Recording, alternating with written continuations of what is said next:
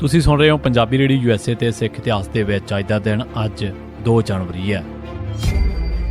2 ਜਨਵਰੀ 1925 ਜੈਤੋ ਮੋਰਚੇ ਵਾਸਤੇ ਪਹਿਲਾ ਸ਼ਹੀਦੀ ਜੱਥਾ 9 ਫਰਵਰੀ 1924 ਦੇ ਦਿਨ ਚੱਲਿਆ ਸੀ, ਜਿਸ ਤੇ 21 ਫਰਵਰੀ ਨੂੰ ਗੋਲੀ ਚਲਾ ਕੇ ਦਰਜਨਾਂ ਸਿੱਖ ਸ਼ਹੀਦ ਕਰ ਦਿੱਤੇ ਗਏ। ਦੂਜਾ 500 ਦਾ ਜੱਥਾ ਅਕਾਲ ਤਖ਼ਤ ਸਾਹਿਬ ਤੋਂ 28 ਫਰਵਰੀ 1924 ਨੂੰ ਗਿਆ ਸੀ। ਇਸ ਤੋਂ ਮਗਰੋਂ ਤੀਜਾ ਜੱਥਾ 22 ਮਾਰਚ ਨੂੰ ਅਕਾਲ ਤਖ਼ਤ ਸਾਹਿਬ ਤੋਂ ਰਵਾਨਾ ਹੋਇਆ। ਜਥਿਆਂ ਦਾ ਜਾਣਾ ਪੰਜਾਬ ਦੇ ਜ਼ਿਲ੍ਹਿਆਂ ਤੱਕ ਹੀ ਮਹਦੂਦ ਨਹੀਂ ਰਿਹਾ ਸੀ। 29 ਜੂਨ 1924 ਨੂੰ ਬੰਗਾਲ ਦੇ 100 ਸਿੰਘਾਂ ਦਾ ਜੱਥਾ ਕਲਕੱਤੇ ਤੋਂ ਚੱਲਿਆ। ਜੈਤੋ ਦੇ ਵਿੱਚ ਵਰਤੇ ਸਾਕੇ ਦੀ ਚਰਚਾ ਇੰਨੀ ਜ਼ਿਆਦਾ ਹੋ ਗਈ ਸੀ ਕਿ ਪਰਦੇਸੀ ਵਸਦੇ ਸਿੱਖ ਵੀ ਜੈਤੋ ਨੂੰ ਜਾਣ ਵਾਲੇ ਜਥਿਆਂ ਦੇ ਵਿੱਚ ਸ਼ਾਮਲ ਹੋਣ ਦੇ ਲਈ ਅੰਮ੍ਰਿਤਸਰ ਪੁੱਜਣ ਲੱਗ ਪਏ। ਕੈਨੇਡਾ ਦੇ ਵਿੱਚੋਂ 11 ਸਿੱਖਾਂ ਦਾ ਜੱਥਾ 17 ਜੁਲਾਈ 1924 ਨੂੰ ਵੈਨਕੂਵਰ ਤੋਂ ਚੱਲਿਆ, ਜੋ ਕਿ 14 ਸਤੰਬਰ ਨੂੰ ਕਲਕੱਤੇ ਉਤਰਿਆ ਅਤੇ ਕਈ ਵੱਡੇ ਸ਼ਹਿਰਾਂ ਤੋਂ ਹੁੰਦਾ ਹੋਇਆ 28 ਸਤੰਬਰ ਨੂੰ ਅੰਮ੍ਰਿਤਸਰ ਪੁੱਜਿਆ ਸੀ ਅਤੇ 2 ਜਨਵਰੀ 1925 ਨੂੰ ਜੈਤੋ ਵਾਸਤੇ ਚੱਲ ਪਿਆ। 2 ਜਨਵਰੀ 1978 ਦੇ ਦਿਨ ਹਰਿਆਣਾ ਦੇ ਵਿੱਚ ਕੁਝ ਪੁਲਿਸੀਆਂ ਨੇ ਬਿਨਾਂ ਕਿਸੇ ਕਾਰਨ ਤੋਂ ਨਿਹੰਗਾਂ ਤੇ ਗੋਲੀਆਂ ਚਲਾ ਕੇ 4 ਨੂੰ ਮਾਰ ਦਿੱਤਾ। ਇਸ ਵੇਲੇ ਸੈਂਟਰ ਦੇ ਵਿੱਚ ਜਨਤਾ ਪਾਰਟੀ ਅਤੇ ਹਰਿਆਣਾ ਦੇ ਵਿੱਚ ਚੌਧਰੀ ਦੇਵੀ ਲਾਲ ਦੀ ਸਰਕਾਰ ਸੀ। ਸਿੱਖਾਂ ਦੇ ਕਤਲ ਦਾ ਬਹੁਤ ਸ਼ੋਰ ਉੱਠਿਆ ਤਾਂ ਦੇਵੀ ਲਾਲ ਨੇ ਅਕਾਲੀ ਆਗੂਆਂ ਦੇ ਨਾਲ ਰਾਬਤਾ ਕਾਇਮ ਕਰਕੇ ਨਿਹੰਗਾਂ ਦੇ ਵਾਰਸਾਂ ਨੂੰ ਮੋਟੀ ਰਕਮ ਮੁਆਵਜ਼ੇ ਵਜੋਂ ਦੇ ਕੇ ਮੋਰਚਾ ਲੱਗਣੋਂ ਬਚਾ ਕਰ ਲਿਆ।